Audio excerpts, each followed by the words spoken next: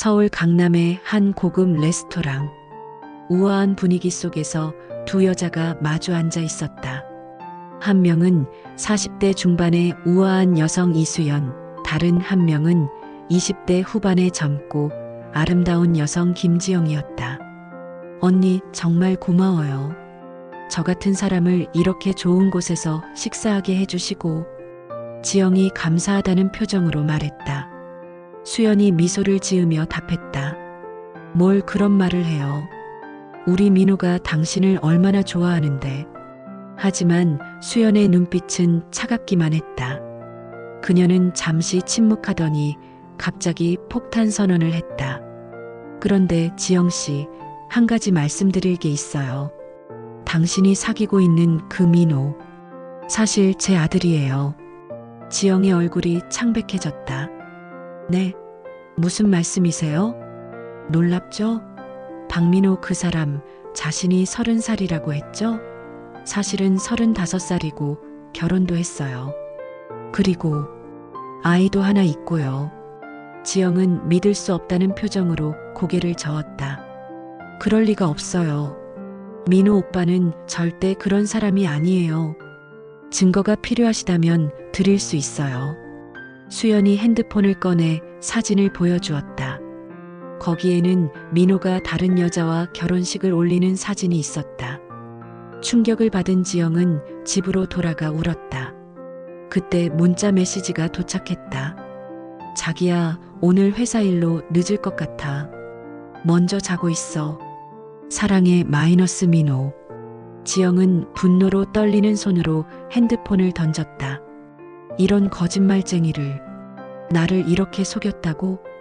다음 날 지영은 민호의 회사로 찾아갔다. 하지만 놀랍게도 그곳에서 또 다른 충격적인 사실을 알게 되었다. 민호? 그런 사람 여기 없는데요? 직원이 고개를 저었다. 그럴 리가. 분명히 이 회사 과장이라고 했는데. 혹시 사기를 당하신 건 아닌가요? 경찰서에 신고하세요. 지영은 절망에 빠졌다.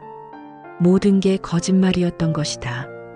그때 갑자기 누군가가 그녀의 어깨를 잡았다. 지영 양? 돌아보니 수연이 서 있었다. 어머, 여기서 뭘 하세요? 사실을 확인하러 온 거예요. 그런데 정말 충격적이네요. 수연이 동정하는 표정을 지었다. 하지만 수연의 진짜 목적은 따로 있었다.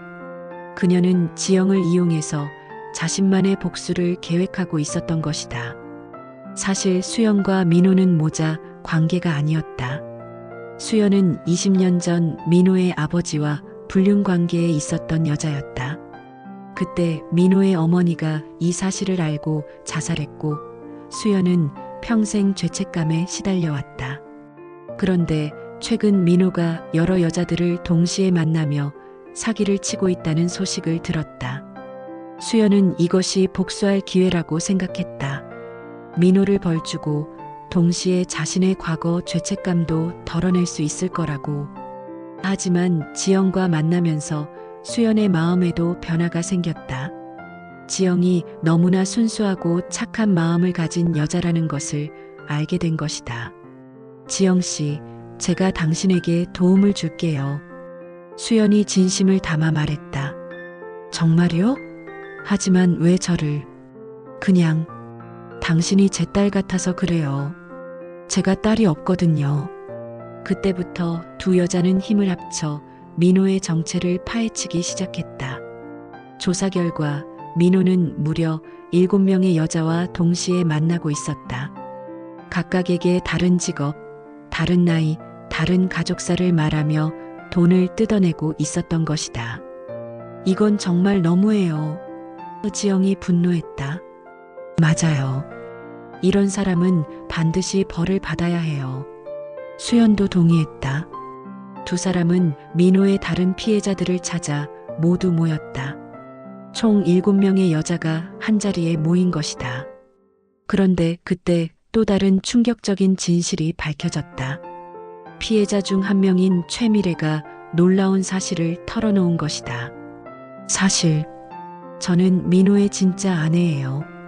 모두가 깜짝 놀랐다. 네, 그럼 당신도 속은 거 아니에요? 지영이 물었다. 아니요. 저는 처음부터 알고 있었어요. 민호가 다른 여자들한테 사기치는 것도 거짓말하는 것도 다 알고 있었죠. 그럼 왜 가만히 있었어요? 미래가 씁쓸하게 웃었다. 돈 때문이에요. 민호가 벌어오는 돈으로 제 치료비를 댔거든요. 저한테 희귀병이 있어서 결국 모든 진실이 밝혀졌다. 민호는 아내의 치료비 때문에 사기를 시작했지만 점점 탐욕에 빠져 더 많은 여자들을 속이게 된 것이었다. 드디어 대결의 날이 왔다. 7명의 여자가 모두 모인 자리에 민호가 나타났다. 여러분, 이건 모두 오해예요. 민호가 변명하려 했다. 하지만 수연이 냉정하게 말했다. 오해? 당신이 각각에게 다른 말을 했다는 증거가 다 있어요. 민호는 더 이상 변명할 수 없었다. 그는 무릎을 꿇고 사죄했다. 정말 죄송합니다. 처음에는 아내 치료비 때문이었는데 점점 욕심이 생겼어요. 용서해 주세요. 그때 가장 놀라운 일이 일어났다. 지영이 민호에게 다가가더니 말했다. 민호 씨, 저는 당신을 용서할게요.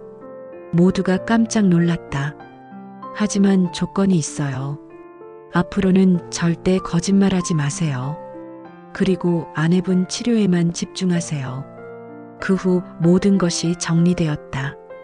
민호는 사기로 받은 돈을 모두 돌려주고 정직하게 일하기 시작했다.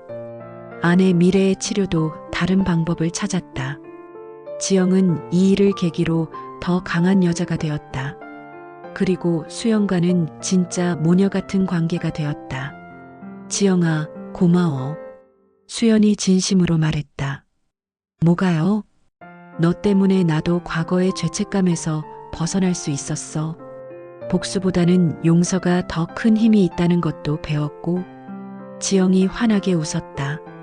저도 언니 덕분에 많이 배웠어요. 앞으로는 더 현명하게 살 거예요. 두 사람은 따뜻하게 포옹했다. 6개월 후 지영은 새로운 남자친구를 만났다. 이번에는 정말 진실한 사람이었다. 수연도 자원봉사를 시작하며 의미 있는 삶을 살아가기 시작했다. 그리고 민호와 미래 부부도 서로를 더 이해하게 되어 행복하게 살아가고 있었다. 모든 사람이 각자의 방식으로 새로운 시작을 한 것이다. 때로는 가장 큰 시련이 가장 큰 성장의 기회가 되기도 한다는 것을 이들은 몸소 깨달았다.